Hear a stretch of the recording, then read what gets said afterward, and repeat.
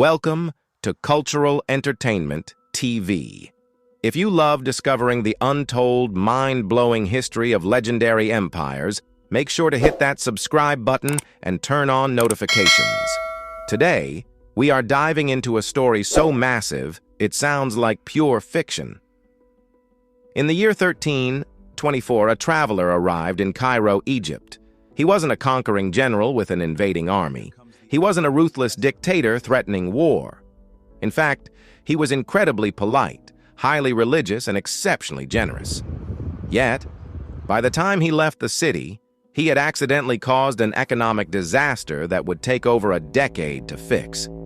He single-handedly crashed the value of gold across the entire Middle East, sending superpowers into massive inflation and altering the course of global history. His name was Mansa Musa. He wasn't a modern tech billionaire or a Wall Street tycoon. He was the emperor of the Mali Empire in West Africa. And his pocket change was enough to break the medieval world. To understand how one man could hold this much economic power, we have to look at the world map in the 14th century.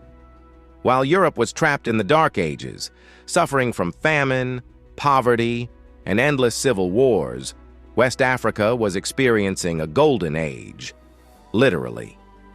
The Mali Empire sat directly on top of the three largest gold mines on the planet. At the time, Mali produced over half of the entire world's supply of gold and salt. As the absolute ruler of this land, every single nugget of gold mined belonged entirely to the king. Mansa Musa wasn't just wealthy by historical standards. Modern economists estimate his net worth would be over $400 billion today, making him comfortably the richest human being to ever walk the earth. But for the first decade of his reign, the rest of the world barely knew he existed. That all changed when he decided to go on a vacation. As a devout Muslim, Musa was required to make the Hajj, the holy pilgrimage to Mecca. But an emperor does not simply pack a suitcase and catch a flight. He decided to bring his empire with him. Mansa Musa assembled a caravan so massive that historical records claim it looked like a moving city shifting across the Sahara Desert.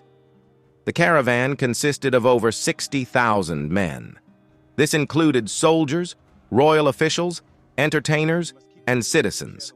He brought 12,000 personal servants, and every single one of them was dressed in tunics of pure Persian silk. But the real jaw-dropper was the livestock. Walking alongside the massive crowd were 80 camels. Each individual camel was weighed down with over 300 pounds of pure, unrefined gold dust.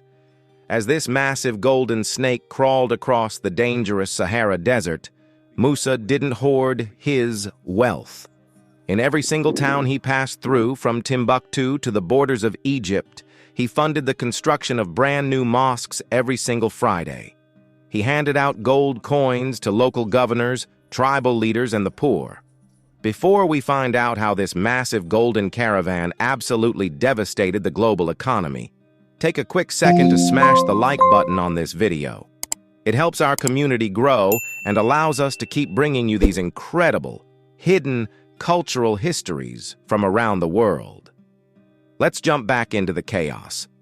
By the time the caravan reached Cairo, Egypt, word of the African king's unimaginable wealth had traveled ahead of him.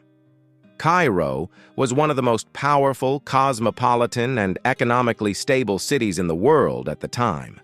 It was governed by a powerful sultan, and it was the hub of global trade between Europe, Africa, and Asia. When Mansa Musa arrived, he was invited to meet the Sultan of Cairo. At first, there was intense tension. Royal protocol demanded that Musa bow down and kiss the ground before the Sultan. Musa proudly refused, stating he only bowed to God. After a brief, awkward standoff, the two rulers embraced as equals. And that is when the real trouble started. Mansa Musa stayed in Cairo for 3 months. During those 90 days, he treated the city like a giant luxury mall. He bought massive amounts of clothing, rare spices, unique foods, and royal souvenirs for his massive entourage. He paid for everything in gold. If he saw a street merchant, he gave them a handful of gold. If he met a local official, he gifted them a block of gold. He flooded the local markets with so much raw currency that something catastrophic began to happen behind the scenes. Think about basic economics. Gold is valuable simply because it is rare. If everyone has gold, it loses its power. Because Mansa Musa handed out gold like it was water, the markets of Cairo became completely oversaturated. Within weeks, the value of gold plummeted to an all-time low. Suddenly, the money the citizens of Cairo had saved up for generations was worth next to nothing. Because the currency lost its value, merchants had to raise their prices just to survive. A loaf of bread that used to cost 1 copper coin suddenly cost 10 gold coins. This is the definition of hyperinflation. Mansa Musa had accidentally triggered a massive cost of living crisis. The economic shockwave quickly spread out from Cairo, devastating the economies of nearby Medina, Mecca, and Damascus.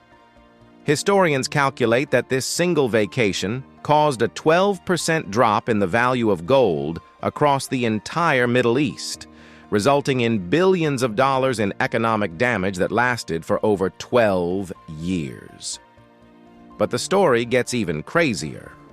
On his way back from Mecca, Mansa Musa realized the absolute chaos he had accidentally caused.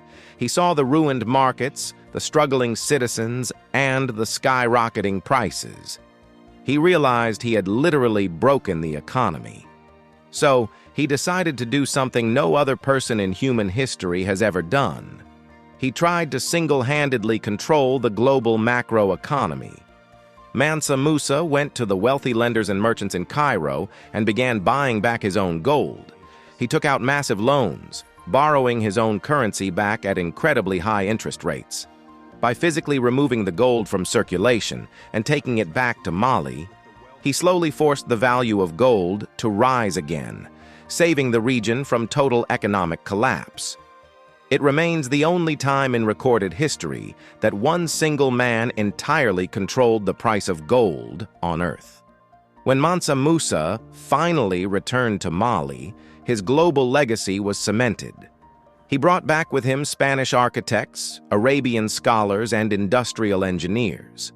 He turned the city of Timbuktu into a global powerhouse of education, building the famous Sankore University, which housed the largest collection of books in Africa since the Library of Alexandria. More importantly, his historic trip forced the rest of the world to finally look at Africa. In 1375, European cartographers created the Catalan Atlas, the most important map of the medieval world. Right in the center of West Africa, they drew a picture of an African king sitting on a throne, wearing a golden crown, holding a golden scepter, and gesturing to a massive, brilliant coin of pure gold. The caption read, "This lord is the richest and most noble king in all the land." Mansa Musa's journey wasn't just a display of unimaginable wealth. It completely shattered the global perception of his continent, proving that while Europe was struggling in the dark, Africa was leading the world in wealth, culture, and power.